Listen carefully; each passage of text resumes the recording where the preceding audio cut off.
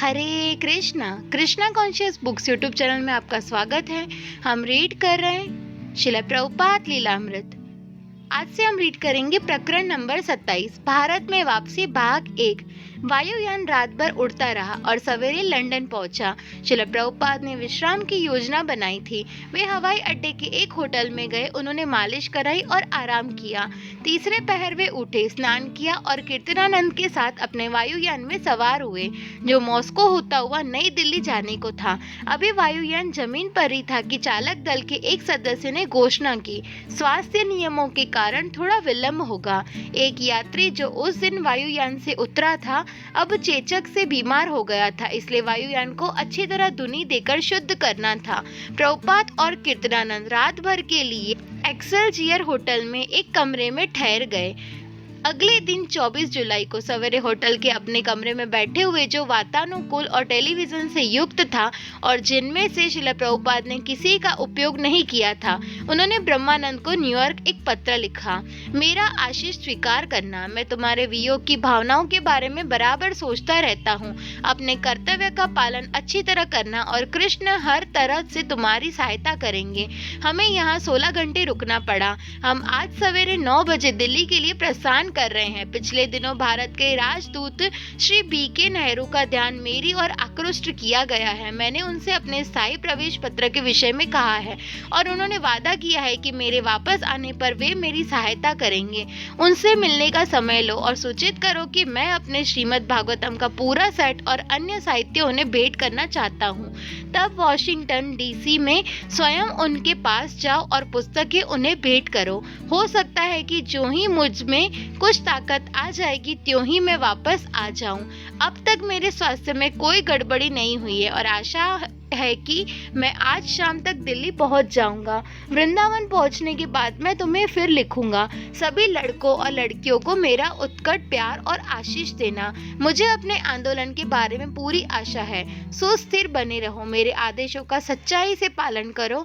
हरे कृष्ण का जप करो और कृष्ण तुम्हें सभी बल प्रदान करेंगे। प्रभुपाद और कीर्तनानंद उड़ान से मॉस्को पहुंचे। वहां से टर्मिनल के इर्द गिर्द घूमते रहे, प्रभुपाद के कथानुसार प्रचार चित्रों को देखते हुए। 1 घंटा विश्राम के बाद वे पुनः वायुयान में सवार हुए और 8 घंटे तक फिर उड़ते रहे। आधी रात के आसपास वे दिल्ली पहुंचे। दिल्ली की गर्मी जिसने उन लोगों का स्वागत किया प्रभुपाद को अच्छी लगी।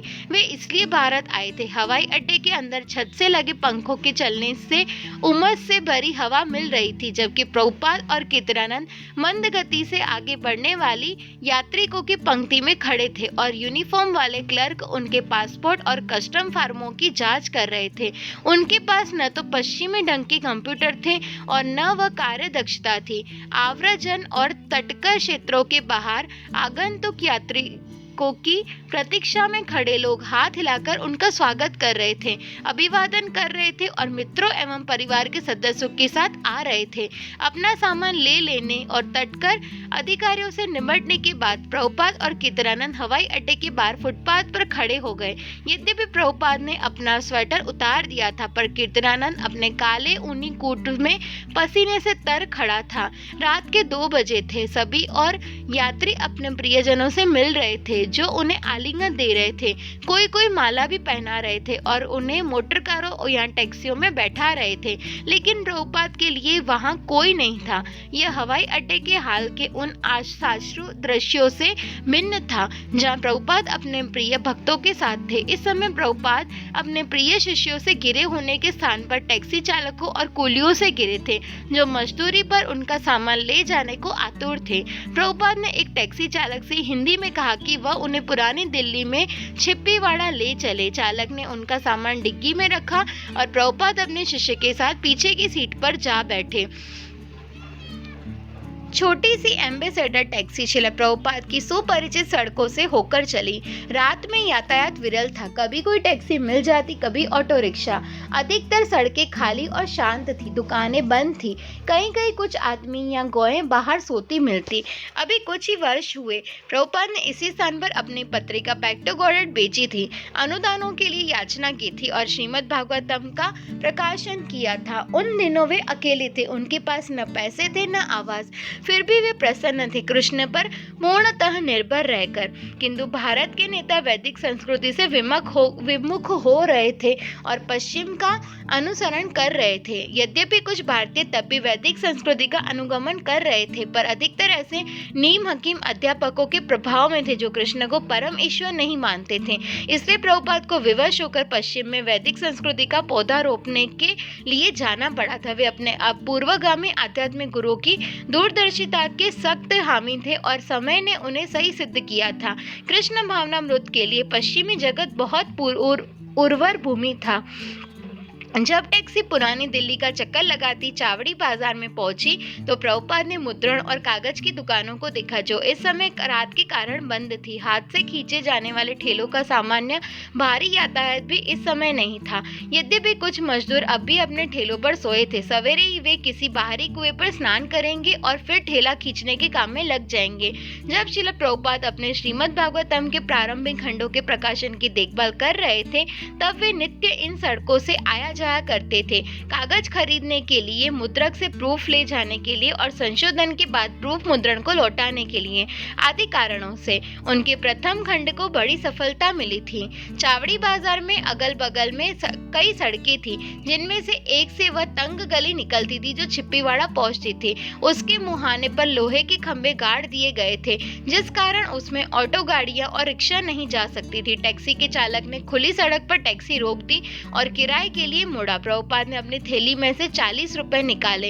ये वही 40 रुपए थे जो 1965 ईस्वी सन में जलपोत द्वारा अमेरिका जाते समय अपने साथ ले गए थे। लेकिन चालक ने सारे के सारे 40 रुपए रख लिए और कहा कि उसका सही किराया 40 रुपए था। प्रभुपाद ने प्रतिवाद किया, किराया इसका आधा भी नहीं होना चाहिए। वे दोनों हिंदी में जोर से बहस करते रहे। चालक ने रुपए अपने जेब में रख लिए थे और वह कुछ वापस करने को तैयार नहीं था। प्रभुपाद जानते थे कि उस समय कोई पुलिस या का सिपाही मिलना कठिन था। अंत में प्रभुपाद ने उसे जाने दिया। यद्यपि वे जानते थे कि यह सिवाय लूट के और कुछ नहीं था। उसने मुझे ठग लिया, प्रभुपाद ने कहा। सामान उठाकर वे और कीर्तनानंद मकानों को पार करते छिप्पीवाड़ा राधा कृष्ण मंदिर के दरवाजे पर पहुंचे। दरवाजे में ताला लगा था। उसे जोर से खटखटाते हुए प्रभुपाद ने श्री कृष्ण पंडित को पुकारा। अंत में एक आदमी द्वार पर आया। उसने प्रभुपाद को पहचाना और वह उन्हें अंदर ले गया। उन्हें सीढ़ियों से ऊपर ले जाकर उसने प्रभुपाद के कमरे का ताला खोल दिया।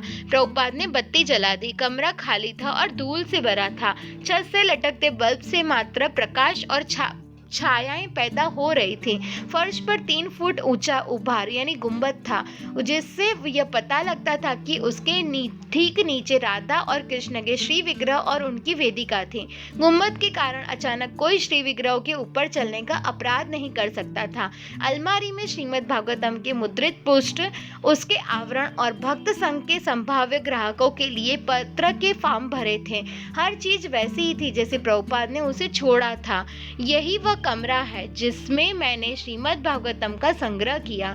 श्रील प्रभुपाद ने कीर्तनानंद को बताया, मैं यहाँ सोता था और यहाँ मेरा कुकर और टाइपराइटर रहते थे। मैं सोता और टाइप करता और भोजन बनाता और टाइप करता और सोता और टाइप करता। कीर्तनानंद को यह सोचकर धक्का लगा कि प्रभुपाद ऐसे निम्न कोटि के स्थान में रहते थे। वह साफ भी तो नहीं था। यद्यपि कीर्तनानंद को अपने सूट में असुविधा हो रही थी और उसकी समझ में नहीं आ रहा था कि उससे कैसे छुटकारा मिले, फिर भी उसने स्वामी जी के लिए एक पतली चटाई प्राप्त की।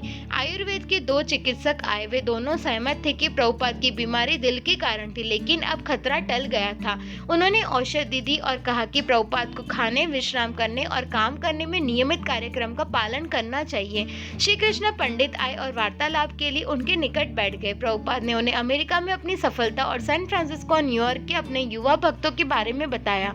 अपना रिकॉर्ड बजाकर उन्होंने श्री कृष्ण पंडित को सुनाया और इससे मंदिर के अन्य कमरों में रहने वालों की जिज्ञासा भीड़ वहां इकट्ठी हो गई। तीसरे पैर प्रभुपाद को कफ जाने लगा।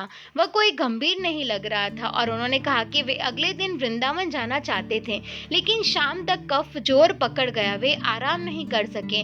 कीर्तनानंद ने मालिश करके देखा और आयुर्वेदिक के चिकित्सकों द्वारा बताई गई गोलियां दी, लेकिन किसी से लाभ नहीं हुआ। प्रभुपाद रात भर जागते रहे और जब सवेरे कीर्तनानंद ने उसका स्पर्श किया तो उन्हें हल्का सा बुखार था। डॉक्टर फिर आया। प्रभुपाद का तापमान 104 डिग्री से ऊपर था। उन्होंने चाय चाय और आयुर्वेदिक चूर्ण दिया, जबकि कीर्तनानंद ये सब शंकालु बना देखता रहा। चूंकि प्रभुपाद को लेट जाने पर सांस लेने में बहुत कठिनाई हो रही थी, इसलिए कीर्तनानंद ने सोचा कि हो सकता है कि वह निमोनिया हो।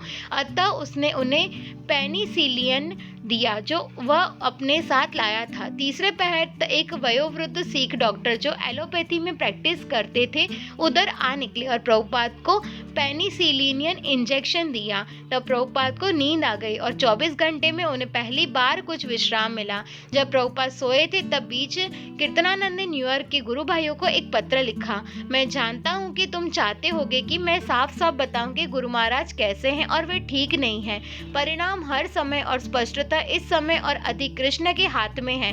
कृपा करके हरे कृष्ण का जप करें, क्योंकि केवल वे ही उन्हें बचा सकते हैं। उन्होंने ही उन्हें पहले बचाया था और वे ही फिर बचा सकेंगे। मुझे मालूम है कि उनका काम अभी पूरा नहीं हुआ है और कृष्ण की कृपा से उनके प्राण की रक्षा फिर हो सकती है। कीर्तनानंद ने न्यूयॉर्क के भक्तों से यह भी लिखा कि वे सैन फ्रांसिस्को, सांता फे और बोस्टन के भक्तों को बताया और उनसे भी स्वामी जी के स्वास्थ्य के लिए जप करने को कहे। उसने उन्हें याद दिलाया कि स्वामी जी के सभी आदेशों का कड़ाई से पालन किया जाए। अगले दिन श्रील प्रभुपाद का तापमान कम होकर 100.6 डिग्री पर आ गया। वे अब भी बीमार थे, लेकिन वे वृंदावन जाने की बात करने लगे। उन्होंने दिल्ली में उनके पुस्तक विक्रेता आत्माराम एंड सन्स को एक पत्र लिखवाया, जिसमें श्रीमद् भागवतम की बिक्री का पूरा हिसाब मांगा। पुराने परिचित लोग स्वामी जी के पास आए, किंतु उन्हें यह देखकर निराशा हुई कि स्वामी जी उनके निमंत्रण स्वीकार करने में असमर्थ थे। प्रभुपाद ने कहा कि उनके स्थान पर कीर्तनानंद को आमंत्रित किया जाए। कई दिनों तक कीर्तनानंद इन शुद्ध हिंदुओं के घर जाता रहा। वह अपने पोर्टेबल फोनोग्राफर पर रिकॉर्ड बजाता और साथ में बाएं ऊपर उठाए नाचता और गाता था। उसके बाद वह छोटा सा भाषण करता। उसके मेजबान उसे साधु रूप में इस बात पर मुग्ध होकर स्वीकार करते कि यह एक अमेरिकन ने इतने मनोयोग से कृष्ण भावनामृत को स्वीकार किया था। 6 दिन तक दिल्ली में रहने के बाद 1 अगस्त को प्रभुपाद वृंदावन गए। कीर्तनानंद ने न्यूयॉर्क को लिखा, प्रिय बंधुओं और बहनों, वृंदावन से कृष्ण के नाम से अभिवादन। स्वामी जी पहले से स्पष्टतः बहुत अच्छे हैं। विशेषकर वृंदावन पहुंचने के बाद से उनके नेत्रों में एक विशेष चमक है। हम कल सवेरे 31 जुलाई को दिल्ली से ताज एक्सप्रेस से विदा हुए और 2 घंटे में मथुरा पहुंच गए। हम विशेष तृतीय श्रेणी में सवार थे और वह संतोषजनक थी, जिसमें भीड़ नहीं थी, जैसा कि तृतीय श्रेणी में सामान्यतः होती है। जो हो, हम किसी तरह यहाँ पहुंच गए हैं और रहने की व्यवस्था में लगे हैं। स्वामी जी के पास 2 बहुत अच्छे कमरे हैं। वे बहुत ठंडे हैं और जहां से भागवत का पाठ किया जाता है वे ठीक उस बरामदे के पास है। ये कितना समुचित है। स्वामी जी की ओर से कठिनाई यह है कि सभी भारतीय उनका दर्शन करना चाहते हैं। वे बहुत आग्रह करते हैं और मैं उन्हें रोक पाने में बहुत सफल नहीं हूँ। सांसारिक दृष्टि से देखने पर वृंदावन बहुत अच्छा स्थान है। जमीन समतल है और यहाँ बहुत से पेड़ पौधे, बंदर, मोर और हाँ, मंदिर है। यह बहुत गरीब भी है। यहाँ की जनता और मंदिरों की दोनों की अवस्था खराब है, लेकिन आध्यात्मिक दृष्टि से देखने पर यहाँ बहुत से महान भक्त हैं और सड़कों में घूमने निकले तो सर्वत्र तिलकधारी और माला पर जप करते हुए लोगों को देखने में आश्चर्य होता है। यदि मैं अपने में अपनी उनकी कृष्ण भक्ति का एक अंश भी विकसित कर सकूं तो मेरा जीवन सफल हो जाएगा। यहाँ के मंदिरों में दिन भर बार बार घंट घड़ियालों का बजना सुनाई भी बहुत रोमांचकारी है। गत रात्रि में हमने भगवान दामोदर के मंदिर में रिकॉर्ड बजाया और कुछ स्थानीय लोगों के साथ कीर्तन किया। वह बहुत बढ़िया था, लेकिन तुम लोगों को आश्चर्य होगा यदि मैं कहूँ कि न्यूयॉर्क में तुम लोगों को कीर्तन करते हो वो मुझे अधिक पसंद है। वृंदावन में प्रभुपाद केवल 1 दिन ही रहे और उनके स्वास्थ्य में जरा सा ही सुधार हुआ कि वे अमेरिका लौटने की योजना बनाने लगे। मैं हमेशा तुम लोगों के बारे में सोचा करता हूँ। उन्होंने भक्तों को लिखा, उन्हें अपने प्रिय विद्यार्थियों को कहकर संबोधित किया। मैं पाश्चात्य जगत के अपने कार्यकलापों को बंद नहीं कर सकता और मैंने तुमसे सिर्फ 6 मास का अवकाश लिया है। संभव है कि उसके पूरा होते ही या पहले ही मैं तुम्हारे पास फिर पहुंच जाऊं। मेरे शारीरिक लक्षणों को देखकर कीर्तनानंद कहता है कि मुझ में सुधार हो रहा है।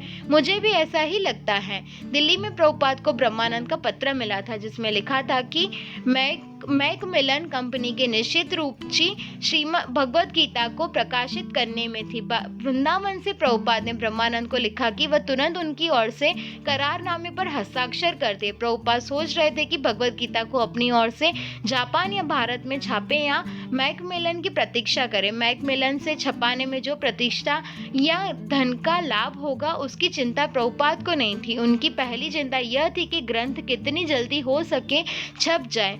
कमीशन से मुझे संतोष होगा और मुझे यह देखकर प्रसन्नता होगी पुस्तकों को सैकड़ों हजारों लोग पढ़ रहे हैं। उनसे जो कुछ लाभ होगा उसका उपयोग वहां अमेरिकन भवन की स्थापना में किया जाएगा।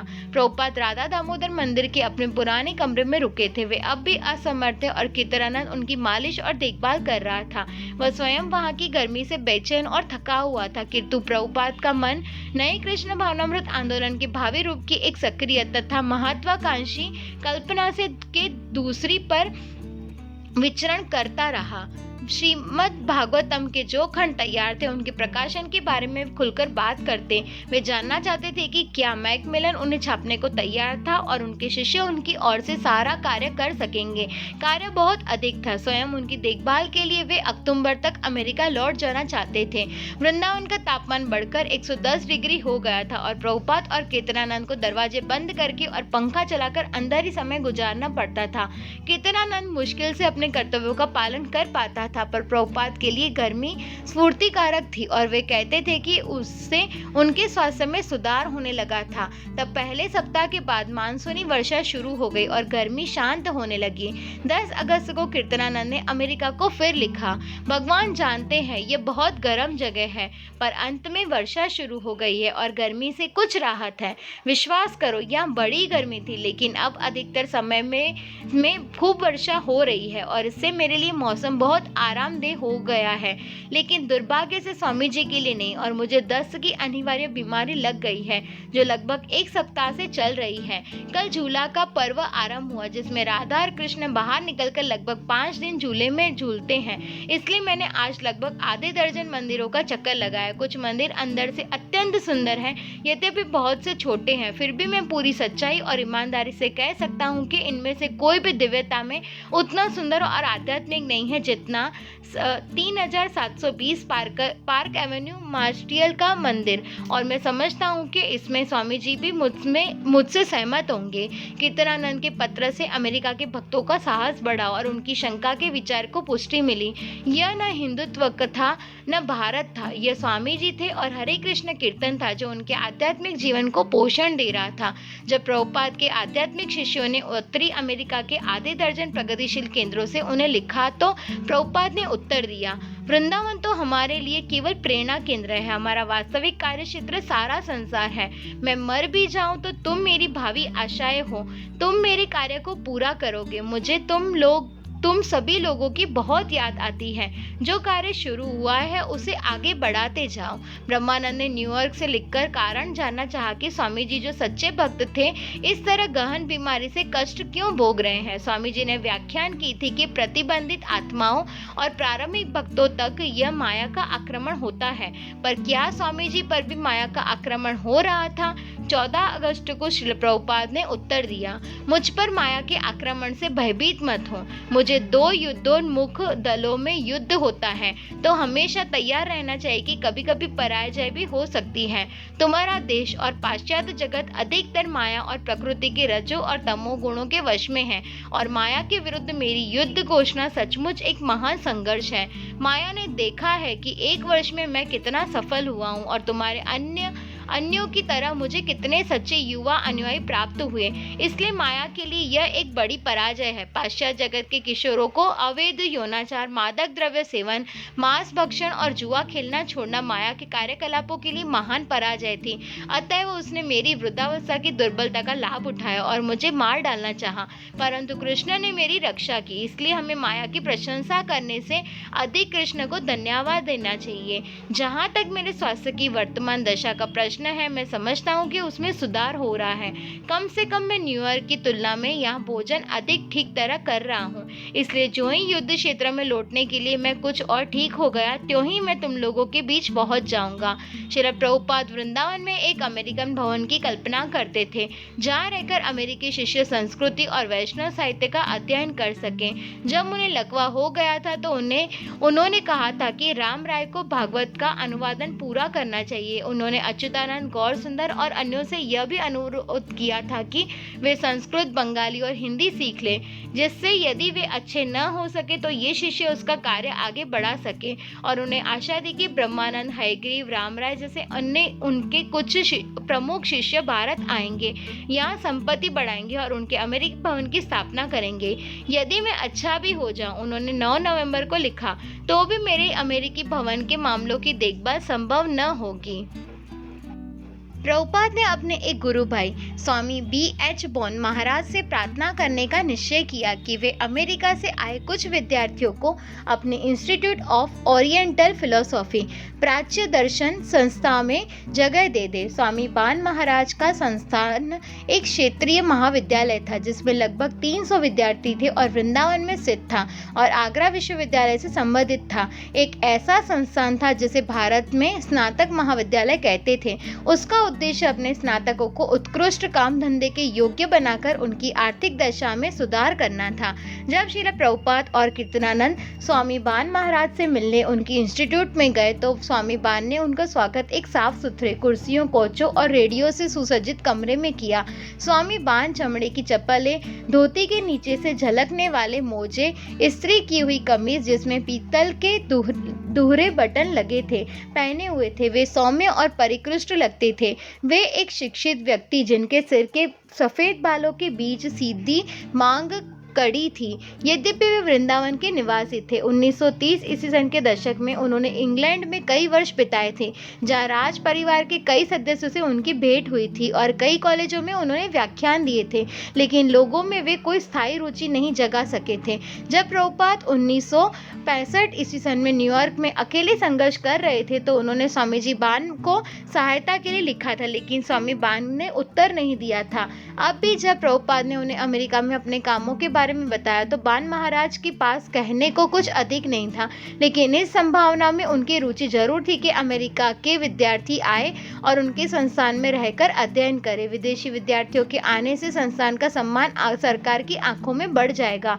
उन्होंने कहा कि विद्यार्थियों को संभवतः निःशुल्क रखा जा सकेगा। बान महाराज की भेंट से उत्साहित होकर प्रभुपाद ने अपने शिष्यों को कई पत्र लिखे कि वे आए और संस्कृत का अध्ययन करें। यदि तुम संस्कृत का अध्ययन करना चाहते हो तो इस संस्थान में पर्याप्त अवसर है। हमारी कुछ प्रारंभिक वार्ता हुई है और हमें आशा है कि स्वामी बान हमारे अपने भवन के लिए कुछ जमीन दे सकेंगे, पर जैसी स्थिति है उसमें भी ऐसी सुविधाएं मिल सकती है कि जो विद्यार्थी यहाँ संस्कृत और गोस्वामी साहित्य का अध्ययन करने आएंगे उनके लिए कोई कठिनाई नहीं होगी। हमारे विद्यार्थियों के लिए ये अच्छा अवसर है और मुझे जानकर बहुत प्रसन्नता होगी कि तुम में से कितनों की इच्छा यहाँ आने की है। 28 अगस्त को जन्माष्टमी के दिन श्रील प्रभुपाद ने राधा दामोदर मंदिर के एक समारोह में कीर्तनानंद को सन्यासी की उपाधि प्राप्त की।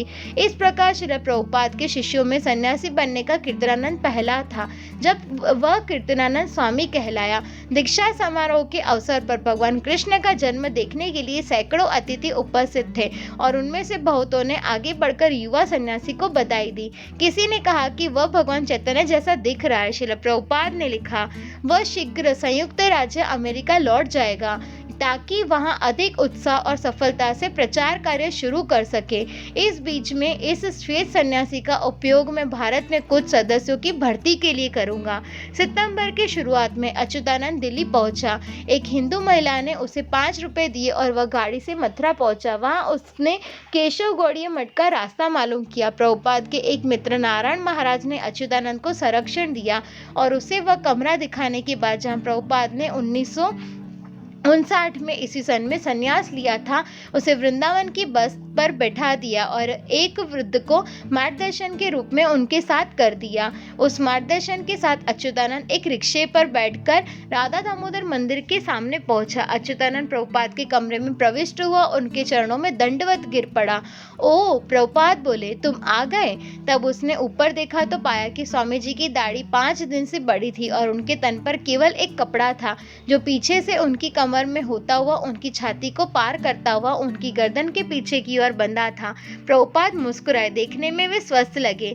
कीर्तनानंद स्वामी ने भी अच्युतानंद का अभिवादन किया और उसे अपना नया दंड दिखलाया। अच्युतानंद के लिए वृंदावन में स्वामी जी के जीवन के बारे में सबसे आश्चर्यजनक चीज उनकी सादगी थी। यद्यपि न्यूयॉर्क में स्वामी जी का पहनावा सादा था, तब भी वे हमेशा शानदार लगते थे, एक गुरु की तरह, लेकिन यहाँ वे बहुत सादगी और विनम्रता से रहते थे। एक बार जब वे अपने कमरे से बाहर बरामदे में अपने हाथ धोने के बैठे तो उनका शरीर तुरंत मक्खियों से गिर गया। कीर्तनानंद और अच्युतानंद मक्खियों से हमेशा परेशान रहते थे।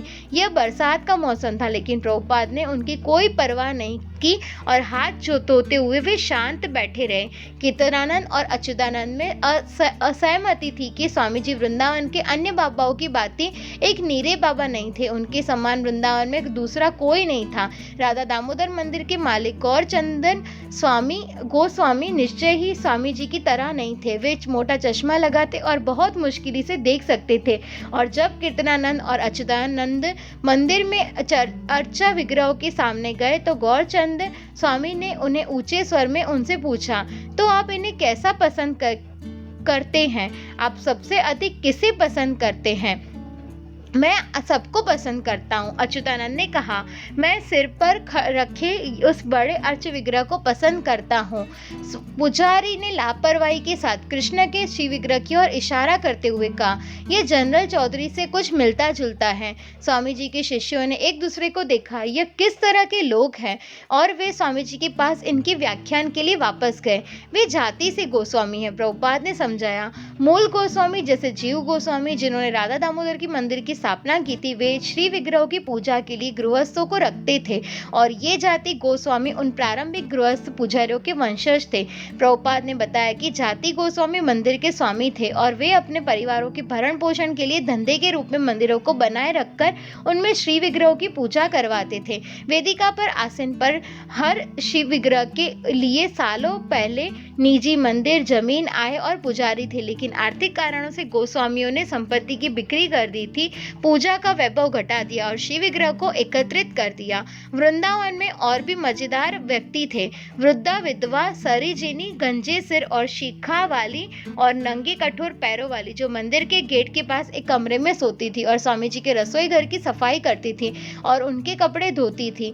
पंचोदास गोस्वामी, मंदिर के स्वामी का पुत्र, जो हमेशा पान चबाता रहता और लाल किनारे की रश्मि धोती पहने उनिंदी आंखों से देखता इधर उधर घूमा करता था। काले बुड्ढे बाबा जी, जो रात में आते थे, हमेशा हंसे रहते थे और स्वामी जी के लिए चंदन घीसे थे। सानिया वैद्य, वनमाली कविराज, जो फर्श से लेकर छत तक छोटी शिष्यों से भरे छोटे से कमरे में एक डेस्क के पीछे हमेशा मुस्कुराता हुआ बैठा रहता था और अध्यक्ष था। और एक प्रसिद्ध पंडित, जो स्वामी जी के पास आते थे और सोने में पिरोई तुलसी की माला और हीरे की अंगूठियां पहने रहते थे। ये सभी व्यक्ति भक्त थे और पवित्र धाम वृंदावन के निवासी थे, किंतु स्वामी जी की तरह कोई नहीं था। कीर्तनानंद स्वामी जी को निराशा तक हुई थी कि वृंदावन में कोई भी स्वामी जी की तरह नहीं था। उस देश में जहाँ हर एक भारतीय था और हर एक भक्त था, स्वामी जी फिर भी अनुपमेय थे। अन्य कोई भी उतना सरल, उतना गंभीर, असत्य को भेदने में उतना असमर्थ, उतना हृदयग्राही या उतनी पूर्णता से कृष्ण में अनुरक्त नहीं था। अन्य कोई भी भक्तों का नेतृत्व नहीं कर सकता था। यदि कीर्तनानंद और अच्युतानंद को वृंदावन के कुछ निवासियों के प्रति संदेह था, तो वृंदावन के कुछ निवासी भी उनके प्रति संदेह रखते थे। एक दिन जब एक यूरोपियन हिप्पी दंपति वृंदावन से आ टपके तो अच्युतानंद उनके साथ कुछ मंदिरों में गया, लेकिन रंगनाथ मंदिर में उन्हें प्रवेश नहीं करने दिया गया। अच्युतानंद ने इसे प्रभुपाद को बताया। प्रभुपाद ने उत्तर दिया, यह इसलिए हुआ कि तुम उन मूर्खों के साथ वहां गए थे। जब प्रभुपाद सड़कों पर से गुजरते थे तो लोग नियमित रूप से उनकी ओर सम्मान से झुकते थे और कहते थे, दंडवत महाराज। लेकिन उनके अमेरिकी अनुयायियों को वैष्णव वैष्णव रूप में स्वीकार करने में वे सतर्क थे। अपने दोनों अनुयायियों को साथ लेकर श्रील प्रभुपाद स्वामी बान के पास फिर गए। एक रिक्शा में बैठे स्वामी बान ने के संस्थान की ओर जाते हुए प्रभुपाद ने अच्युतानंद को बताया कि स्वामी बान ने अपने संस्थान को वैष्णव धर्म के अध्यक्ष के लिए स्थापित किया था, किंतु उसे आगरा विश्वविद्यालय से संबंधित कराया था, इसलिए कि संस्थान धन की कमाई नहीं कर रहा था। जब स्वामी जी बान के पास धन हो गया था, किंतु संस्थान अब तक एक मामूली संस्था बन गया था, यह आध्यात्मिक महत्व से गिर गया है। जब श्रील प्रभुपाद और उनके शिष्य स्वामी बान की बैठक में बैठे थे तो बान महाराज ने स्पष्ट कर दिया कि वे प्रभुपाद के अमेरिकन हाउस के लिए जमीन का अनुदान नहीं कर सकेंगे, लेकिन उनके शिष्य स्वामी बान के संस्थान में दाखिल होकर अध्ययन कर सकते थे। उन्होंने सलाह दी कि अच्युतानंद ऐसा पहला शिष्य हो सकता था। तब स्वामी बान उन्हें एक कक्षा की पढ़ाई दिखाने के लिए मुख्य भवन ले गए। प्रभुपाद के शिष्यों ने वहां संस्कृत के अध्ययन में 3 पंडितों और ब्रह्मचारियों के स्थान पर, जैसे कि उन्हें आशा थी, मूछदार लड़कों और लगातार हंसी लड़कियों को देखा। प्रभुपाद ने भाषण दिया और तब कीर्तनानंद से हरे कृष्ण रिकॉर्ड बजाने को कहा। कुछ मिनटों के बाद बान महाराज ने रिकॉर्ड बंद करने को कहा, लेकिन यह देखकर कि स्वामी जी को आनंद आ रहा था, कीर्तनानंद ने बजाना जारी रखा। अच्युतानंद, हम संस्थान में इधर उधर घूमते रहे और मैंने सोचा यह केवल एक दुनियादारी स्कूल है, मैं यहाँ नहीं जाना चाहता। मैं राधा दामोदर मंदिर में रहकर संस्कृत सीख सकूं तो भारत में मेरा समय अच्छा बीतेगा। वे संस्थान में प्राप्त सुविधा देखने के लिए घूमते रहे और छात्रावास देखने के बाद प्रभुपाद को संदेह होने लगा कि क्या उनके अमेरिकी शिष्य वहाँ के कठोर जीवन और अध्ययन को सहन कर सकेंगे। दोनों लड़कों में से कोई न कोई बीमार रहता था। पहले कीर्तनानंद स्वामी को पेचिश हो गई थी, उसके बाद अच्युतानंद के पेट में कोई गड़बड़ी पैदा हो गई थी, फिर दोनों गर्मी के मारे अशक्त हो रहे थे। कुल मिलाकर श्रील प्रभुपाद ने रूपानुग को न्यूयॉर्क लिखा, अमेरिका से जो लड़के यहाँ आते हैं वे पहले खिन्न हो जाते हैं, इसलिए मुझे पता नहीं कि वृंदावन में हमारे अमेरिकी भवन को कितनी सफलता होगी। उनके लड़के विशेष अध्ययनशील और सादगी से रहने वाले नहीं थे। इसके अतिरिक्त कीर्तनानंद स्वामी और अच्युतानंद दोनों को प्राच्य दर्शन संस्थान के प्राचार्य के प्रति एक प्रकार की अरुचि हो गई थी और श्रील प्रभुपाद के मन में स्पष्टतः इस स्थान के बारे में संकोच था। तुम वहां जाकर अध्ययन कर सकते हो, प्रभुपाद ने कहा, लेकिन वहां रहना नहीं है। राधा दामोदर मंदिर में रहो और जाया करो, साइकिल रख लो और उससे जाया करो। धीरे धीरे वृंदावन में तुरंत अमेरिकी भवन स्थापित करने का विचार क्षीण होने लगा। प्रभुपाद को अपने लड़कों के लिए निजी स्थान की जरूरत थी और उसे पाने में समय लगेगा। प्रभुपाद ने अनुभव किया कि नियमित औषधि सेवन, मालिश, विश्राम और वृंदावन की गर्मी से उनके स्वास्थ्य में सुधार होने लगा था। सितंबर के मध्य में उन्होंने अमेरिका जाने के लिए अपने आप को 90% ठीक बताया।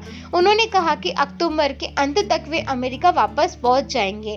प्रभुपाद के गुरु भाई B.R. श्रीधर महाराज ने, जिसका आश्रम पश्चिम बंगाल के नवद्वीप में था, प्रभुपाद को लिखा और उन्हें आमंत्रित किया कि वे कार्तिक का मास उनके साथ आश्रम में बिताएं और व्यास पूजा समारोह में उनके साथ सम्मिलित हो। श्रील प्रभुपाद को पवित्र स्थल नवद्वीप जाने का और अपने गुरु भाई से मिलने का विचार पसंद आया। भगवान चैतन्य के प्रारंभिक वर्ष नवद्वीप में व्यतीत हुए थे। प्रभुपाद दिल्ली भी दोबारा जाना चाहते थे, जहां उन्हें अपनी पुस्तकों के मुद्रण के बारे में जानकारी प्राप्त करनी थी।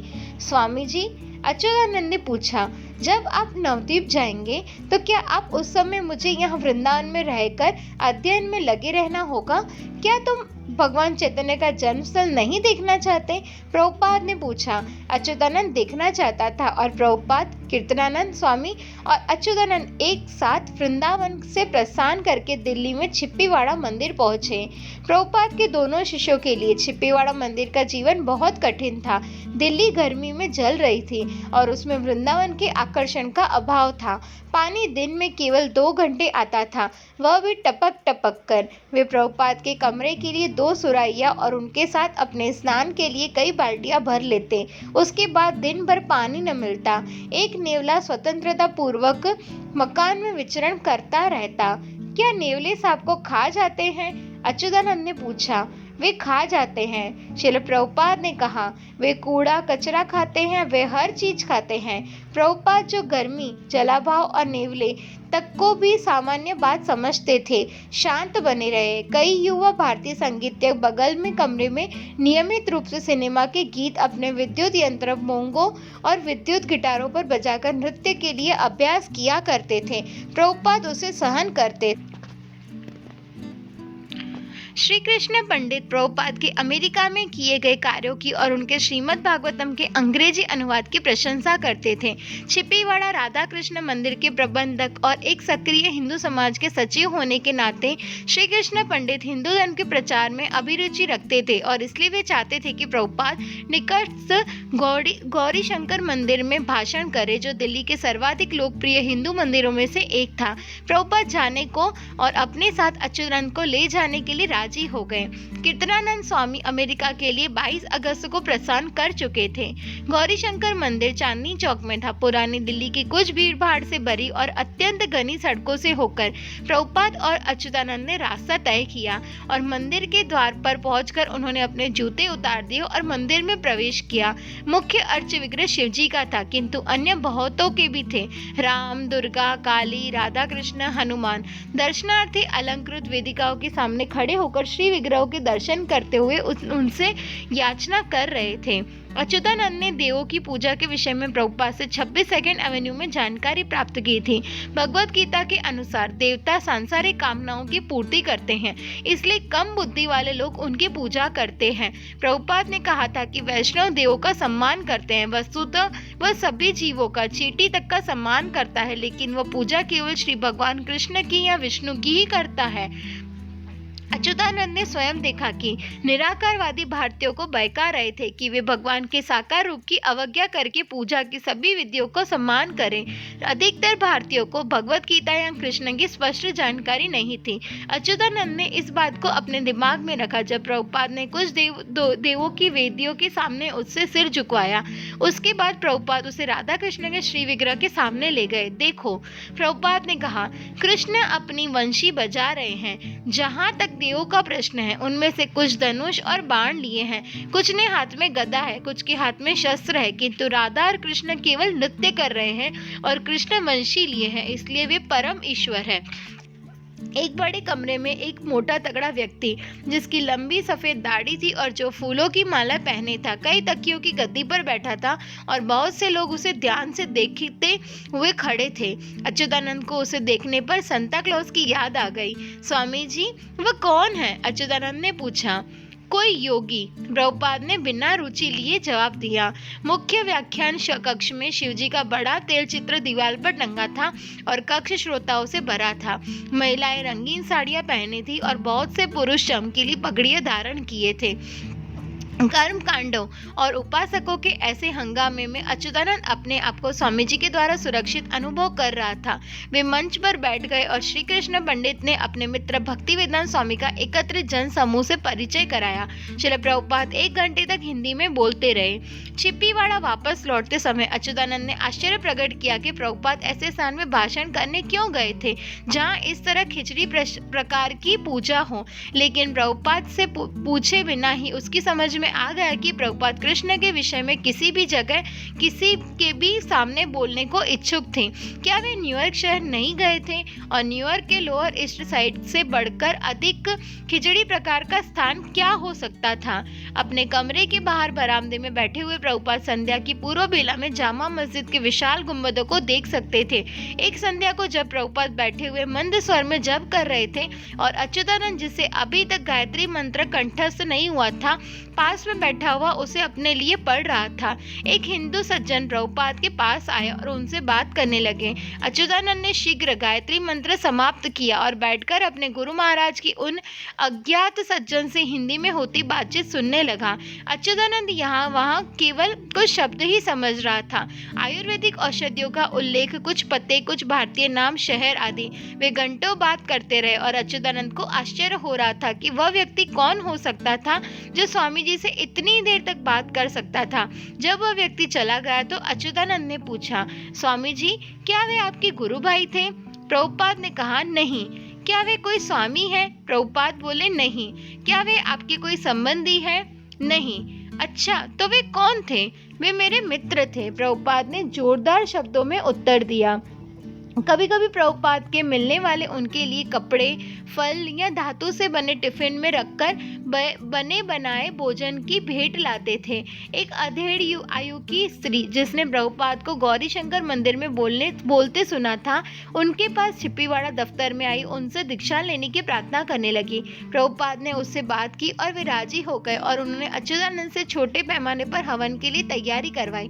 दीक्षा के समय उन्होंने स्त्री को मुकुंद दासी नाम दिया।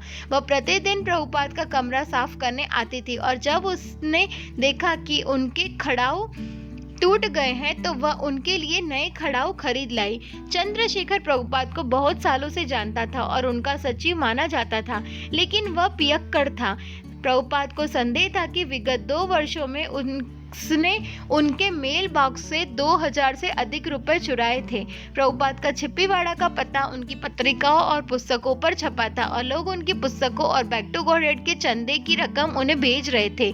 पिछले 2 महीनों में प्रभुपाद के शिष्य लिखते आ रहे थे कि अपने पत्रों के साथ वे रकम भी भेज रहे थे, लेकिन प्रभुपाद को कोई रकम प्राप्त नहीं हुई थी। एक दिन उन्होंने चंद्रशेखर को देख लिया और पूछा, मेरे मेल बॉक्स की चाबी कहाँ है? मैं समझता हूँ कि वह आपके पास है, चंद्रशेखर ने उत्तर दिया। या हो सकता है कि वह श्री कृष्ण पंडित के पास हो। चंद्रशेखर पिए हुआ था। स्वामी जी, अच्युतानंद क्रोध से भरकर बोला, हमें चाहिए कि पुलिस में रिपोर्ट कर दे। प्रभुपाद ने सिर हिलाया, नहीं। अच्छा, अच्युतानंद ने कहा, यदि कानून इसे सजा नहीं देता तो अगले जन्म में इसे कृष्ण सजा देंगे। सच है, प्रभुपाद ने सहमति प्रकट की। चंद्रशेखर भयभीत दृष्टि से प्रभुपाद और उनके अमेरिकी शिष्य को देख रहा था। तब हमें केवल एक काम करना है, अच्युतानंद ने कहा। क्या मैं पुलिस बुलाऊं? नहीं, प्रभुपाद ने कहा, मैं उसे क्षमा करता हूँ। इतने पर भी कुछ दिन बाद ही प्रभुपाद का रिकॉर्ड प्लेयर गायब हो गया और प्रभुपाद को संदेह पियक्कड़ चंद्रशेखर पर हुआ।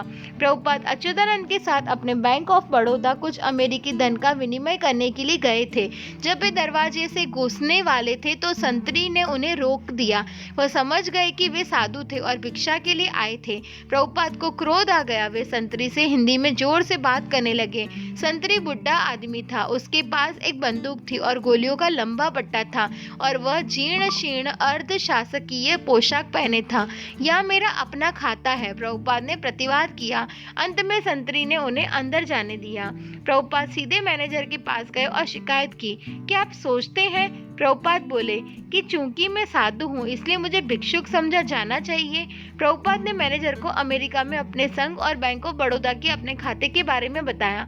मैनेजर ने क्षमा याचना की और संतरी को फटकार बताई। एक दिन प्रभुपाद ने अच्युतानंद को किसी भोजनालय में भेजा।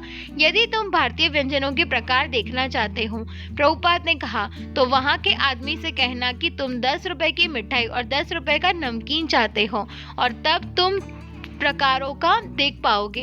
अच्युतानंद बीमार था और बहुत सारी मिठाइयाँ खाने की बात उसके मन में नहीं आ सकती थी, लेकिन वह भोजनालय के पास खड़ा हो गया और देखने लगा। जब वह छिप्पीवाड़ा मंदिर वापस आया तो उसने प्रभुपाद से कहा कि उसने व्यंजनों को देख लिया, यद्यपि वह खा नहीं सकता था। हाँ, लेकिन व्यंजनों के प्रकार तो देखो, प्रभुपाद ने निष्कर्षतः कहा और उन्होंने समझाया कि कृष्ण भावनामृत किस तरह व्यक्तिपरक था और विधियों से भरा था, शुष्क नहीं था। एक दूसरा अमेरिकन शिष्य प्रभुपाद के पास पहुंचा और वह हेड एशबरी का रामानुज था। उसने प्रभुपाद के सैन फ्रांसिस्को छोड़ने की कुछ समय पहले दीक्षा ली थी और वह पूरी काली दाढ़ी रखता था। प्रभुपाद को दाढ़ी पसंद नहीं थी। सावधानी पूर्वक और अप्रत्यक्ष रूप से उन्होंने उसका उल्लेख किया, लेकिन रामानुज की दाढ़ी ज्यों की त्यों रही। रामानुज के पास तिब्बती बौद्ध धर्म पर एक पुस्तक थी और वह कृष्ण भावनामृत की विचारधारा में डूबा नहीं लगता था, लेकिन वह भारत पहुंच गया था। एक अबद्ध भावुक अमेरिकन शिष्य प्रभुपाद के साथ भारतीय अनुभवों के लिए।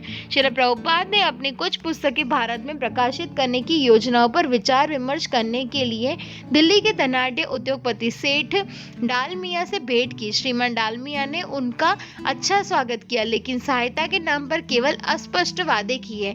प्रभुपाद श्रीमान डालमिया के सचिव हितशरण शर्मा से भी मिले, जो लोकप्रिय धार्मिक पुस्तकों के प्रकाशन गीता प्रेस के हनुमान प्रसाद पोद्दार के घनिष्ठ सहकर्मी थे। श्रील प्रभुपाद तीनों सज्जनों से पहले ही से परिचित थे, क्योंकि तीनों ने उनके श्रीमद् भागवतम के पहले खंड के प्रकाशन के लिए अनुदान दिए थे। प्रभुपाद चाहते थे कि गीता प्रेस उनका गीतोपनिषद और श्रीमद् भागवतम छापे। हितशरण शर्मा ने प्रभुपाद को एक चित्रों से युक्त गीता दिखाई, जो हिंदी कविता में थी और जिसे उन्होंने हाल में ही प्रकाशित किया था। किंतु मेरी गीता और मेरा भागवतम, प्रभुपाद खिन्न से प्रतीत होते बोले, भगवान का वर्णन है, इनमें कृष्ण का वर्णन है। श्रीमान शर्मा ने कहा कि उन्हें मालूम नहीं है कि गीता प्रेस प्रभुपाद के विशाल ग्रंथों को कैसे छाप सकेगा। तो भी प्रभुपाद श्रीमान शर्मा को अपने अभिकर्ता यानी एजेंट बनाकर गीतोपनिषद को स्वयं छापने का विचार रखते थे। 11 अक्टूबर को प्रभुपाद ने ब्रह्मानंद को लिखा, हमें अपनी पुस्तकें अवश्य प्रकाशित करानी है। हमने उनके संपादन में और उनके लिए उपयुक्त प्रकाशन ढूंढने में बहुत समय नष्ट कर दिया है। जब मैं अकेला था तो 3 खंड प्रकाशित हो गए थे, किंतु गत 2 वर्षों में एक भी और खंड प्रकाशित नहीं कर सका। यह एक बड़ी पराजय है। यदि मेरे पास तुम जैसे 1 या 2 निष्ठावान व्यक्ति और हो, और यदि हम और प्रकाशन कर सके तो हमारे मिशन की यह बहुत बड़ी सफलता होगी। मैं एक निष्ठावान व्यक्ति के साथ किसी वृक्ष की छाया तले बैठ सकता हूँ और ऐसे कार्य में लग जाने में मुझे सभी रोगों से मुक्ति मिल जाएगी। अमेरिका से प्रभुपाद के भक्त उन्हें नियमित रूप से लिखते थे। वे उन्हें फिर स्वस्थ देखने के लिए व्यग्र थे, लेकिन प्रभुपाद ने बताया कि वे भारत छोड़ना नहीं चाहते थे जब तक वे यह स्वयं न देख ले कि उनके गीतोपनिषद की छपाई आरंभ हो गई है। गीतोपनिषद का प्रकाशन और संयुक्त राज्य अमेरिका में स्थायी अधिवास की अनुमति। अमेरिका जाने के पहले वे इन दोनों लक्ष्यों को प्राप्त कर लेना चाहते थे, परंतु अमेरिका वापस जाने का विचार उनके मन में प्रायः आया करता था। जिस तरह तुम लोगों को मेरा विछोह खल रहा है, उसी तरह मैं भी जितनी जल्दी हो सके वापस आना चाहता हूँ। मैं समझता हूँ कि मैं अब तुम्हारे देश जाने के योग्य हो गया हूँ, और जैसा कि पहले निश्चित हुआ था, मुझे विश्वास है कि अक्टूबर के अंत तक मैं जरूर लौटने के योग्य हो जाऊंगा। लेकिन इसके पहले बहुत से काम करने को है। मुझे अभी तक स्थायी वीजा का आश्वासन नहीं मिला है। सबसे अच्छा यह होगा कि हर केंद्र से मुझे आमंत्रण भेजा जाए कि मेरी वहां उपस्थिति बहुत आवश्यक है। इस समय मुझे अपनी पुस्तकों की छपाई का कार्य यहां आरंभ कर देने की बड़ी चिंता है। यदि मैकमिलन कंपनी इस काम को स्वीकार नहीं करती, इसलिए मैकमिलन से यहाँ या ना प्राप्त करके मुझे भेजो। यदि मैकमिलन नहीं छापना चाहता तो पांडुलिपियां वे पूर्ण हो या अधूरी नीचे के पते पर भेज दो। पंडित हितशरण शर्मा द्वारा, डालमिया इंटरप्राइजेस, सिंधिया हाउस, नई दिल्ली। भेजने के बाद मुझे लिखो और मैं यहाँ यथावश्यक करूँगा। जो भारतीय मित्र प्रभुपाद से मिलने आते थे, वे अमेरिका के बारे में उनके वर्णन को उत्सुकता पूर्वक सुनते थे। वहाँ लाखों कारें थी, लंबी चौड़ी सड़कें थी और हजारों ऐसे युवक थे जो अपने माँ बाप की संपत्ति छोड़ रहे थे, किंतु प्रभुपाद से मिलने वालों की समझ में यह नहीं आता था कि वे अमेरिका क्यों गए थे। ऐसा नहीं था कि उनकी समझ कमजोर थी, ऐसा भी नहीं था कि उनमें से कोई भी कभी पश्चिम की यात्रा पर न गया हो। प्रभुपाद की अमेरिकी यात्रा का अनुभव अपने शिष्यों के द्वारा घनिष्ठ आध्यात्मिक संबंधों में निहित था। भला एक बाहरी व्यक्ति उनके मंदिरों और उनके पश्चिम के शिष्यों की गतिशीलता को कैसे समझ सकता था? प्रभुपाद और उनके शिष्यों के अतिरिक्त भला इन चीजों को कौन समझ सकता था? मेरा मन हमेशा तुम लोगों के साथ है। वस्तुतः तुम्हारा देश अब हमारा घर बन गया है। भारत मेरे लिए पराया देश है। कारण यह है कि मेरा आध्यात्मिक परिवार वहाँ है और मेरे सांसारिक संबंधी भारत में है। इसलिए वास्तव में जहाँ मेरा आध्यात्मिक परिवार रहता है, वही मेरा घर है।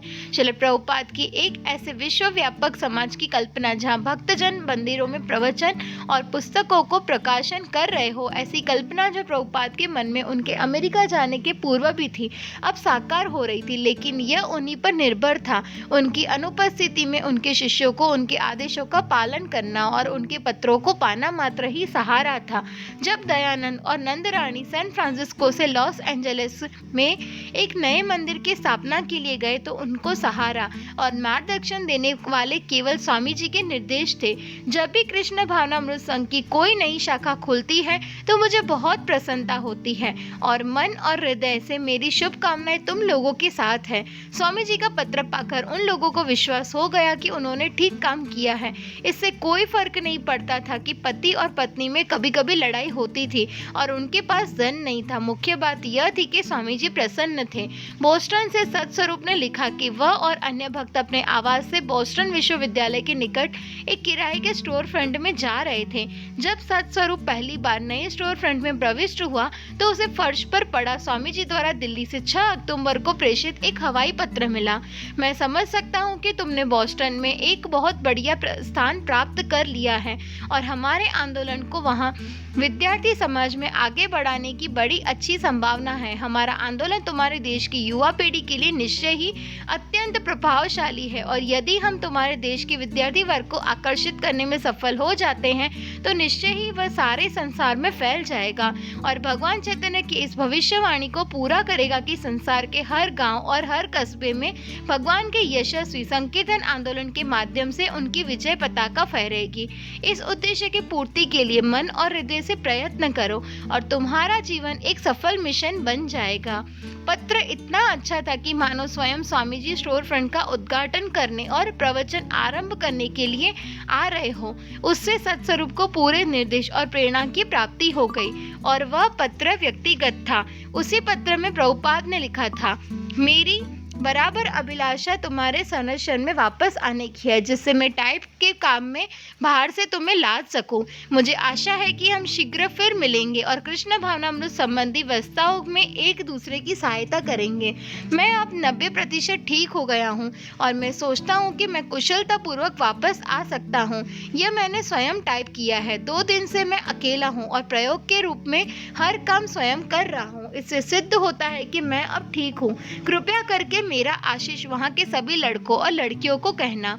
न्यू मैक्सिको में सुबल प्रभुपाद की वापसी पर उनके लिए सार्वजनिक भाषणों का कार्यक्रम निश्चित करने की कोशिश कर रहा था और प्रभुपाद उसे प्रोत्साहित कर रहे थे। यदि तुम समझते हो कि दिसंबर के पहले सप्ताह तक मेरा टीवी कार्यक्रम हो सकेगा तो तुम इसकी योजना बना सकते हो क्योंकि नवंबर के मध्य तक मैं तुम्हारे देश में अवश्य पहुंच जाऊंगा।